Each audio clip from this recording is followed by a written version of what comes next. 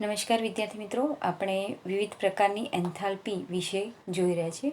ગયા વિડીયોમાં આપણે દ્રાવણની એન્થાલ્પી જોઈ હતી. હવે આજે આપણે આવી જ બીજી બે પ્રકારની એન્થાલ્પી વિશે ભણીશું. સૌથી પહેલાં આપણે જોઈશું મંદન એન્થાલ્પી, મંદન અથવા તો દ્રાવણ એન્થાલ્પી. ગયા વિડીયોમાં જે જોયું આપણે તે છે દ્રાવણની એન્થાલ્પી. અહીંયા જે છે એ દ્રાવણ એન્થાલ્પી ભલે લખ્યું, પણ આને આપણે વધારે સારી રીતે જો આપણે અથવા આને જે સ્પેસિફિકલી કહેવાય તો તે છે મંદન એન્થાલ્પી. વિદ્યાર્થી મિત્રો, મંદન એન્થાલ્પી શું છે એ જોઈએ એ પહેલાં તો મંદ દ્રાવણ શું છે આપણે તેને સમજીએ. એકચ્યુઅલી આ મંદન એન્થાલ્પી એ દ્રાવણને સંકળાયેલી છે, તેથી અહીંયા બ્રેકેટમાં તમને દ્રાવણ લખીને આપ્યું છે. દ્રાવણ સાથે સંકળાયેલું શબ્દ છે. તેથી તો મંદ દ્રાવણ અને સાંદ્ર દ્રાવણ આ બંનેના અર્થ આપણે પહેલાં તો સમજીએ. દ્રાવણ બે વસ્તુથી બને, દ્રાવક અને દ્રાવ્ય, જે ગયા વિડીયોમાં પણ તમને મેં કહ્યું હતું. તો જો કોઈ દ્રાવણની અંદર દ્રાવકનું પ્રમાણ વધારે અને દ્રાવ્યનું પ્રમાણ ઓછું હોય, બરાબર, દ્રાવ્યનું પ્રમાણ બહુ ઓછું હોય દ્રાવકના પ્રમાણની સરખામણીમાં, તો એ દ્રાવણ એ મંદ દ્રાવણ કહેવાશે. અને જો કોઈ દ્રાવણની અંદર દ્રાવકની સરખામણીમાં દ્રાવ્યનું પ્રમાણ વધુ હોય અથવા વધુ હોય દ્રાવ્યનું પ્રમાણ, તો તેને સાંદ્ર દ્રાવણ કહેવાય. હું એક સરળ એક્ઝામ્પલ આપું. દાખલા તરીકે હું 5 ચમચી ખાંડ નાખી અને 1 લીટર પાણીમાં ઓગાળીને દ્રાવણ બનાવું તો એ ખાંડનું દ્રાવણ, અને હું 1 ચમચી ખાંડ 1 લીટર પાણીમાં નાખીને ઓગાળીને બનાવું તો એ દ્રાવણ. તો આ બંનેની અંદર 5 ચમચી ખાંડ જેથી જે દ્રાવણ બન્યું છે એ ખાંડનું સાંદ્ર દ્રાવણ કહેવાશે. જ્યારે 1 ચમચી ખાંડ નાખીને બનાવેલું દ્રાવણ એ ખાંડનું મંદ દ્રાવણ કહેશે. તો મંદ દ્રાવણમાં દ્રાવ્યનું પ્રમાણ ઓછું, દ્રાવકનું પ્રમાણ વધારે હોય છે, અને સાંદ્રમાં દ્રાવ્યનું પ્રમાણ વધુ હોય છે દ્રાવકની સરખામણીમાં. તો મંદન એન્થાલ્પી વિશે આપણે જોઈએ તો સૌથી પહેલાં મંદન એન્થાલ્પીની વ્યાખ્યા આપણે જોઈએ તો મંદન એન્થાલ્પી એટલે અચળ તાપમાને અને દબાણે, એટલે અચળ તાપમાન અને અચળ દબાણે દ્રાવકમાં નિશ્ચિત જથ્થાના દ્રાવ્યનો નિશ્ચિત જથ્થો ઓગાળવામાં આવે ત્યારે થતા એન્થાલ્પી ફેરફારને દ્રાવણની મંદન એન્થાલ્પી કહેવાય છે. હું આ વ્યાખ્યા જરા મારા શબ્દોમાં કહું તો અચળ તાપમાને અને અચળ દબાણે નિશ્ચિત જથ્થાનો દ્રાવ્યનો જથ્થો નિશ્ચિત જથ્થાના દ્રાવકમાં દ્રાવ્યનો નિશ્ચિત જથ્થો ઓગાળવામાં આવે ત્યારે થતા એન્થાલ્પી ફેરફારને મંદન એન્થાલ્પી કહેવાય છે. આ વ્યાખ્યા થોડીક શબ્દો એવા છે કે તમે લખવામાં ભૂલ કરી શકો, એટલે ફરી પાછું વ્યાખ્યા જો પૂછાય તો એ જ શબ્દોમાં લખવી જરૂરી છે. એટલે અચળ તાપમાને અને અચળ દબાણે દ્રાવકમાં નિશ્ચિત જથ્થાના દ્રાવ્યનો નિશ્ચિત જથ્થો ઓગાળવામાં આવે તો ત્યારે થતા એન્થાલ્પી ફેરફારને તેની મંદન એન્થાલ્પી કહે છે. દાખલા તરીકે આપણે અહીંયા ઉદાહરણ લઈએ તો 1 મોલ HCl છે. આ 1 મોલ HClને 10 મોલ H2O પાણીમાં ઓગાળવામાં આવે. મંદન કરવાનું હોય, આપણે મોટાભાગે પાણીમાં દ્રાવણ બનાવતા હોઈએ છીએ, અને એ જો પાણીનું પ્રમાણ બહુ વધારે હોય તો એ મંદ દ્રાવણ બનતું હોય છે, બરાબર. તો 1 મોલ HClને 10 મોલ પાણી H2Oમાં ઓગાળવામાં આવે તો ત્યારે થતો એન્થાલ્પી ફેરફાર માટેનું એક સમીકરણ અહીંયા તમને આપેલું છે.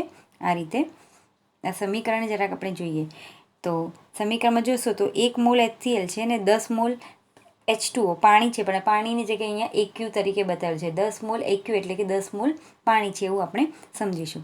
તો 1 મોલ HClને 10 મોલ પાણી સાથે પ્રક્રિયા કરીએ તો HClનું જલીય દ્રાવણ બનશે. પણ એ જલીય દ્રાવણ એટલે કેવું? 10 મોલ પાણી ધરાવતું જલીય દ્રાવણ. એટલે એને અહીંયા લખેલું છે આ રીતના HCl 10 AQ, એટલે 10 મોલ પાણી ધરાવતું HClનું જલીય દ્રાવણ. અને આના સાથે સંકળાયેલ આ પ્રક્રિયાનો એન્થાલ્પી ફેરફાર જે છે એ મળે છે -69.01 કિલોજૂલ પર મોલ. આ પ્રક્રિયાનો એન્થાલ્પી ફેરફાર એ અહીંયા જેટલો જથ્થો લીધો, 10 મોલ પાણી લીધું છે, 1 મોલ HClની સરખામણીમાં 10 મોલ પાણી લીધું ને જે મંદ દ્રાવણ બનાવ્યું છે, તો એની મંદન એન્થાલ્પી, એની એન્થાલ્પીનું મૂલ્ય -69.01 કિલોજૂલ પ્રતિ મોલ મળે છે. આપણે બીજા કેટલાક આવા એક્ઝામ્પલ લઈએ, બીજી આવી જ સેમ પ્રક્રિયા, પણ એમાં આપણે પાણીનો જથ્થો અલગ અલગ લઈએ. દાખલા તરીકે અહીંયા જુઓ, પહેલો તબક્કો કે 1 મોલ HCl છે એને 25 મોલ પાણી સાથે દ્રાવણ બને, 25 મોલ પાણીમાં એને ઓગાળવામાં આવે તો ત્યારે 25 મોલ પાણી ધરાવતું HClનું જલીય દ્રાવણ મળશે, જેનો એન્થાલ્પી ફેરફાર મળે છે -72.03 કિલોજૂલ પ્રતિ મોલ. બીજું એક એક્ઝામ્પલ, 1 મોલ HCl 40 મોલ પાણી લઈને માં ઓગાળવામાં આવે તો ત્યારે 40 મોલ પાણીની સાંદ્રતા એટલે 40 મોલ પાણી ધરાવતું HClનું મંદ દ્રાવણ મળશે, જેનો એન્થાલ્પી ફેરફાર મળે છે -72.79 કિલોજૂલ પર મોલ. ત્રીજી પ્રક્રિયા જ આપી છે એક જનરલ પ્રક્રિયા કે 1 મોલ HCl છે એને અનંત મોલ પાણી એટલે ઘણું બધું પાણી લઈએ આપણે, બરાબર, બહુ વધારે પાણી લઈએ છીએ તો ઘણું બધું અને ઇન્ફિનિટી મોલ એટલે ઘણું બધું અનંત સાંદ્રતા અનંત પ્રમાણમાં પાણી ઉમેરવામાં આવે તો ત્યારે HClનું અનંત મંદ અને જલીય દ્રાવણ મળતું હોય છે. તો બહુ મંદ દ્રાવણ એને ત્યારે થતો એન્થાલ્પી ફેરફાર એ -74.85 કિલોજૂલ પર મોલ છે. અને કહેવાશે HClની અનંત મંદ અને એન્થાલ્પી ફેરફાર. તો વિદ્યાર્થી મિત્રો અહીંયા તમે જોશો કે પ્રક્રિયા બધી સેમ છે. આ પછી ઉપર જે 10 મોલ પાણી સાથેની જે પ્રક્રિયા આપી તે પણ બરાબર, બધામાં પ્રક્રિયા સેમ છે. HClને પાણીમાં ઓગાળીને એનું જલીય દ્રાવણ બનાવવામાં આવે છે, પરંતુ કેટલા પ્રમાણમાં પાણી છે એના આધારે HClનું મંદન એ બધી પ્રક્રિયામાં જુદું જુદું છે. 10 મોલ પાણી સાથે તો 10 મોલ પાણી ધરાવતું HClનું મંદ જલીય દ્રાવણ મળશે, 25 મોલ, 40 મોલ કે અનંત મોલ ધરાવતું પાણી, તો ત્યારે એ પ્રમાણેની મંદન ધરાવતું HClનું મંદ દ્રાવણ તમને મળશે અને બધામાં એન્થાલ્પી ફેરફારના મૂલ્યો જુદા જુદા મળે છે. વિદ્યાર્થી મિત્રો અહીંયા જે પહેલો તબક્કામાં જે પ્રક્રિયા આપી છે તે અને બીજા તબક્કામાં જે પ્રક્રિયા આપી છે તે આ બંનેની થોડીક મેથેમેટિકલ સમજૂતી છે એ આપણે જરાક જોઈએ. તો આ બંને પ્રક્રિયા તમને અહીંયા પ્રક્રિયા ખ્યાલ છે, આપણે હવે આગળ એને જોઈએ. અહીંયા આપણે જેટલા પણ એક્ઝામ્પલ લીધા એ બધામાં જો તો તમને બધામાં એન્થાલ્પીનો ફેરફાર જુદો જુદો મળે છે. પ્રક્રિયા સેમ જ છે પણ એન્થાલ્પી ડેલ્ટા H જે છે એના મૂલ્યો દ્રાવણની એન્થાલ્પીના સામાન્ય રીતે દ્રાવકના જથ્થા પર આધાર રાખતા દર્શાવે છે. એટલે દ્રાવકનો જે જથ્થો છે એના પર આધાર રાખે છે. તમે 10 મોલ પાણી લીધું, 40 મોલ પાણી લીધું કે 25 મોલ પાણી લીધું કે અનંત મોલ પાણીનો જથ્થો લીધો, એના પર જે એન્થાલ્પી ફેરફાર છે તે આધાર રાખતી હોય છે. કારણ કે HCl તો આપણે બધામાં 1 મોલ જ લીધા હતા પણ પાણીનું પ્રમાણ બધામાં અલગ અલગ લીધું તો દરેક માટે એન્થાલ્પી ફેરફારના મૂલ્યો આપણને જુદા જુદા મળે છે. ધેટ મીન્સ કે આ જે પ્રક્રિયા છે મંદનની પ્રક્રિયા છે, HClના મંદ બનાવવાની પ્રક્રિયા છે, તો એનો એન્થાલ્પી ફેરફારનો આધાર એ જે દ્રાવક એટલે કે પાણી છે એના જથ્થા પર આધાર રાખે છે. જેમ જેમ વધારે દ્રાવક ઉમેરવામાં આવે તેમ તેમ દ્રાવણની એન્થાલ્પી કોઈ સીમિત મૂલ્યે પહોંચે છે અને એટલે અનંત મંદ અને દ્રાવણની એન્થાલ્પી ફેરફારનું મૂલ્ય એ આપણને ત્રીજા તબક્કામાં આપેલું હોય છે. ત્રીજો તબક્કો જે આપણે પ્રક્રિયામાં જોઈએ તો આ રીતના મળતો હતો. ત્રીજા તબક્કામાં જોઈએ તો આપણે અનંત મંદ અને પાણી ઉમેરીએ છીએ, પાણી ઘણું બધું, તો ત્યારે એક ચોક્કસ સીમિત મૂલ્ય પર જઈને અટકી જશે. તમે જુઓ 25 મોલ પાણી તો ત્યારે -72.03, 40 મોલ તો -72.79, 10 મોલ તો -69.01.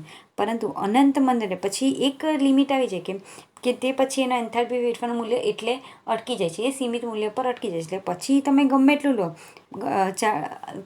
60 મોલ કે પછી 80 મોલ કે ગમે એટલા અનંત મંદ બહુ વધારે પાણી આપણું મળે તો ત્યારે એની એન્થાલ્પી ફેરફારનું મૂલ્ય આ જે છે -7.85, આ અનંત મંદને એ મૂલ્ય અહીંયા અટકી જાય છે.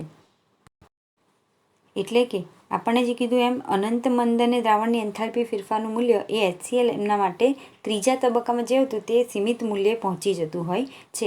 હવે વિદ્યાર્થી મિત્રો આપણે જે પ્રક્રિયા જોઈ તેમાં પહેલા અને બીજો તબક્કો આ બંને તબક્કાની પ્રક્રિયાને આપણે જો જોઈએ તો બીજા તબક્કામાંથી પહેલો તબક્કો બાદ કરીએ. તો આને હું જરાક તમને બતાવું ગણતરી કરીને. બીજા તબક્કામાંથી પહેલો તબક્કો આપણે બાદ કરવાનો છે. આપણે પ્રક્રિયા જોઈએ ઉપર ફરીથી અહીંયા જોઈએ પ્રક્રિયા. તો આ બીજો તબક્કો જે છે આ બીજા તબક્કામાંથી તબક્કો 2, બીજા તબક્કામાંથી આપણે પહેલો તબક્કો બાદ કરવાનો છે. એટલે આ તબક્કા 2માંથી આપણે પહેલો તબક્કો બાદ કરીએ, બરાબર. તો આ બંનેને માઇનસ કરીએ તો બંનેને બાદ કરીએ તો આપણે જોઈશું તો જો HCl - HCl એટલે આ બંને તો કેન્સલ થઈ જશે. HCl - HCl એ બંને તો કેન્સલ થઈ જશે. ત્યારબાદ 40 આપણે બીજા તબક્કામાંથી પહેલો તબક્કો બાદ કરવાનો છે એટલે 40 - 25 થશે. 40 - 25 એટલે 15 એક્યુ થવાના, બરાબર, 15 એક્યુ થશે. અને ત્યારબાદ અહીંયા જોઈએ તો HCl 40 AQ minus HCl 25 AQ. આ બાજુ એવું થશે HCl 40 AQ minus HCl 25 AQ. બરાબર, આ રીતનું લખાશે. તો આ જે સમીકરણ છે આપણે મેથ્સની રીતે આપણે કઈ આ બાજુ 15 AQ છે, અહીંયા HCl 40 AQ છે, માઇનસ HCl 25 AQ છે. તો જે માઇનસ 25 AQ છે એને આપણે જમણી 15 AQ તરફ લઈ જઈએ તો પ્લસ થઈ જશે, એટલે આપણને સમીકરણ જે છે તે કંઈક આવી રીતે મળશે. આપણે HCl 25 AQ ને આ તરફ લઈ આવ્યા, બીજું આ તરફ 15 AQ તો હતા અને અહીંયા રહ્યું તે HCl 40 AQ. તો આપણે બીજા તબક્કામાંથી પહેલો તબક્કો બાદ કરીએ તો આપણને કંઈક આ રીતનું સમીકરણ મળે. અને બંને તબક્કાના જે એન્થાલ્પી ફેરફારના મૂલ્ય આપે છે તેમાં પણ બીજા તબક્કાનો એન્થાલ્પી ફેરફાર એ છે -72.79. એમાંથી માઇનસ પહેલા તબક્કાનો એન્થાલ્પી ફેરફાર બાદ કરીએ એટલે -72.03 એમાંથી માઇનસ કરીએ તો આન્સર મળશે તમને -0.76 કિલો જૂલ પ્રતિ મોલ. તો આ જે મૂલ્ય મળ્યું -0.76 કિલો જૂલ પ્રતિ મોલ, આ મૂલ્ય એ આ પ્રક્રિયાની મંદન ઉષ્મા દર્શાવે છે. તો આ પ્રક્રિયાની મંદન ઉષ્મા જે છે આ રીતે નક્કી કરવામાં આવે છે. હવે આ જે મંદન ઉષ્મા જે છે તે જ્યારે વધારાનું દ્રાવક ઉમેરવામાં આવે ત્યારે પર્યાવરણમાંથી શોષિત થતી હોય છે. ઉષ્મા શોષાય છે, બરાબર, એટલે અહીંયા જે છે આ મૂલ્ય આપણને નેગેટિવ આવે છે. અને પર્યાવરણમાંથી આટલી ઉષ્મા શોષાય છે પ્રણાલીમાં, બરાબર, HCl પર્યાવરણમાંથી આટલી ઉષ્મા શોષે છે. તો દ્રાવણની મંદન એન્થાલ્પી એ આ રીતે નક્કી કરી શકાય છે. દ્રાવણની મંદન એન્થાલ્પી એ દ્રાવણની મૂળ સાંદ્રતા અને ઉમેરેલા દ્રાવકના જથ્થા પર આધાર રાખે છે. હમણાં જ આપણે જોયું કે અલગ અલગ જથ્થાનું પાણીનો જથ્થો અલગ અલગ લઈએ તો આપણને એન્થાલ્પી ફેરફારનું મૂલ્ય આપણને અલગ અલગ મળતું હોય છે. તો આમ વિદ્યાર્થી મિત્રો, મંદન એન્થાલ્પી શું છે એ તમે આના પરથી સમજી શકો છો. આ ટોપિકમાંથી તમને 2 માર્ક્સનો પ્રશ્ન પૂછાય કે મંદન એન્થાલ્પી વિશે સમજાવો, તો આ HClની પ્રક્રિયાનું એક્ઝામ્પલ આપી તમારે મંદન એન્થાલ્પી વિશે સમજાવવાનું. સૌથી પહેલાં એ વ્યાખ્યા લખવાની, ત્યાર પછી આ HClની અલગ અલગ મંદન ધરાવતી જે પ્રક્રિયાઓ છે તે લખી અને કેવી રીતે આપણે મંદન એન્થાલ્પીનું મૂલ્ય શોધીએ છીએ, બરાબર, એ તમારે દર્શાવવાનું રહેશે. તો આ થયું પહેલી એન્થાલ્પી, મંદન એન્થાલ્પી. હવે આપણે બીજી પ્રકારની એન્થાલ્પી વિશે જોઈશું. બીજી જે એન્થાલ્પી આપણે જોવાની છે તે છે તટસ્થીકરણની એન્થાલ્પી. તટસ્થીકરણ એન્થાલ્પી. વિદ્યાર્થી મિત્રો, સૌથી પહેલાં તો તટસ્થીકરણ એક પ્રક્રિયા છે અને આ તટસ્થીકરણની પ્રક્રિયા શું છે એ આપણે પહેલાં સમજીએ. તો જ્યારે પણ કોઈ એસિડ એ બેઝ સાથે પ્રક્રિયા કરે એટલે હંમેશા ક્ષાર અને પાણી બને. તમે 10મા ધોરણમાં પણ આ વિશે ભણી ગયા છો. એસિડ અને બેઝની પ્રક્રિયા થાય એટલે આપણને ક્ષાર અને પાણી મળે. તો એસિડ અને બેઝ વચ્ચેની પ્રક્રિયા થઈને ક્ષાર અને પાણી મળવાની આ જે પ્રક્રિયા છે તેને તટસ્થીકરણની પ્રક્રિયા કહેવાય છે. તો આ તટસ્થીકરણની પ્રક્રિયા સાથે પણ સંકળાયેલી એન્થાલ્પી સંકળાયેલી છે અને તેને તટસ્થીકરણ એન્થાલ્પી કહેવાય છે. તો જોઈએ આપણે તટસ્થીકરણ એન્થાલ્પી શું છે તે વિશે. તો HCl, H2SO4, HNO3 જેવા પ્રબળ એસિડના જલીય દ્રાવણનું NaOH અથવા KOH જેવા પ્રબળ બેઝના જલીય દ્રાવણ સાથે તટસ્થીકરણની પ્રક્રિયા થાય અને જો એમાં 1 મોલ પાણી બને તો ત્યારે 56 કિલોજૂલ ઉષ્મા ઉત્પન્ન થતી હોય છે. અને આ જે ઉષ્મા છે તેને તટસ્થીકરણ એન્થાલ્પી કહેવાય છે. વિદ્યાર્થી મિત્રો, અહીંયા તટસ્થીકરણ એન્થાલ્પીમાં એક વસ્તુ ધ્યાન રાખવાની છે. આગળ આપણે જે જુદી જુદી એન્થાલ્પી જોઈએ કે દહન એન્થાલ્પી, સર્જન એન્થાલ્પી, મંદન એન્થાલ્પી, આ બધી એન્થાલ્પીમાં એન્થાલ્પીના મૂલ્યો એ પ્રકારની એન્થાલ્પીના મૂલ્યો નક્કી નહોતા, બરાબર, પણ તટસ્થીકરણ એન્થાલ્પી માટેનું મૂલ્ય નક્કી જ છે કે જ્યારે પણ પ્રબળ એસિડની પ્રબળ બેઝ સાથે તટસ્થીકરણની પ્રક્રિયા થાય અને 1 મોલ પાણી બને તો તે માટેની તટસ્થીકરણ એન્થાલ્પીનું મૂલ્ય જે છે તે 56 કિલોજૂલ પ્રતિ મોલ છે. એટલે આટલી ઉર્જા જે છે એ ઉત્પન્ન થતી હોય છે. આમે તટસ્થીકરણની પ્રક્રિયામાં ક્ષાર, પાણી અને પુષ્કળ પ્રમાણમાં ઉષ્મા અથવા તો ઉર્જા ઉત્પન્ન થતી હોય છે. ને 1 મોલ પાણી બને તો 56 કિલોજૂલ જેટલી ઉષ્મા ઉત્પન્ન થતી હોય છે. અને આ જે 56 કિલોજૂલ ઉષ્મા છે તેને તટસ્થીકરણ એન્થાલ્પી કહેવાય છે. આપણે કોઈપણ પ્રબળ બેઝ હોય કે કોઈપણ પ્રબળ એસિડ હોય તો કોઈપણ પ્રબળ બેઝના એક તુલ્યભાર વડે તેના મંદ દ્રાવણમાં, કોઈપણ પ્રબળ એસિડના એક તુલ્યભાર વડે તેના મંદ દ્રાવણમાં પ્રમાણિત સ્થિતિમાં તટસ્થીકરણની પ્રક્રિયા કરીએ તો એ પ્રક્રિયાથી ઉદ્ભવતા ઉષ્માને તટસ્થીકરણ ઉષ્મા કહેવાય છે. એકદમ સાદા શબ્દોમાં કહું તો એક તુલ્યભાર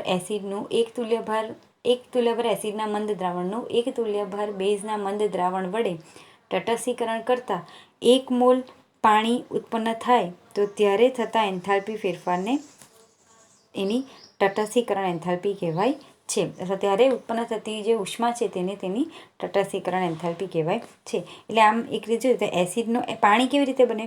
એસિડનો H+, બરાબર, અને બેઝનો OH-, એ બંને ભેગા થાય એટલે H+ અને OH- ની પ્રક્રિયાથી H2O પાણી બનતું હોય છે. બરાબર, તો આ બંને જ્યારે જોડાય H+ અને H2O H+ અને OH- અને 1 મોલ H2O બને તો તે દરમિયાન 56 કિલોજૂલ જેટલી ઉર્જા ઉત્પન્ન થતી હોય છે. અને એ 56 કિલોજૂલ જેટલી ઉર્જા એ એની તટસ્થીકરણ ઉર્જા કહેવાતી હોય છે.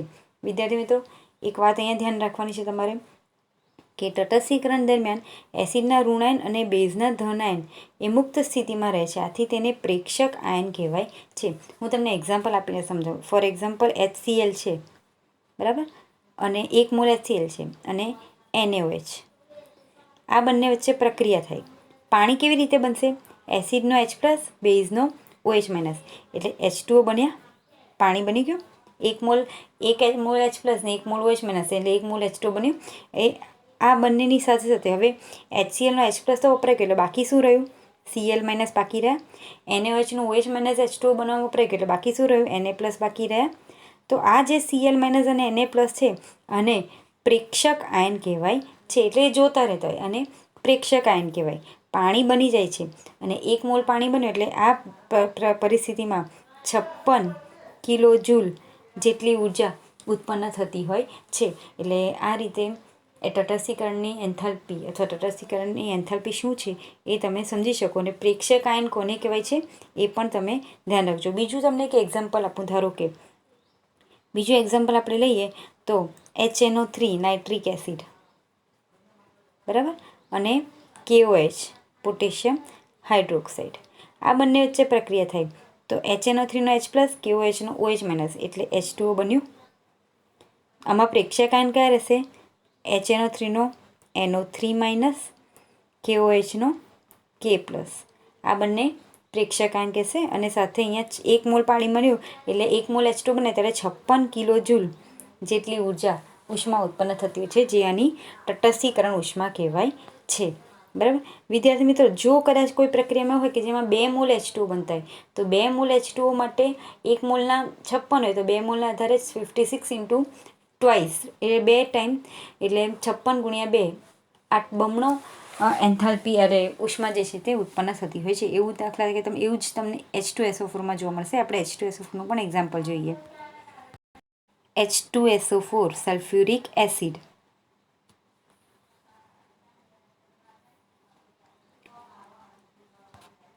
H2SO4, બરાબર.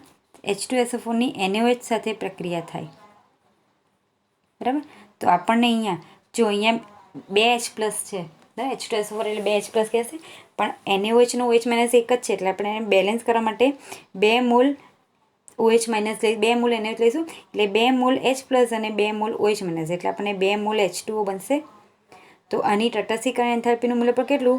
2 × 56, બરાબર. એટલે આટલું એનું આટલા કિલોજૂલ એની તટસ્થીકરણ એન્થાલ્પી રહેશે. અને પ્રેક્ષક આયન આમાં કયા રહેશે?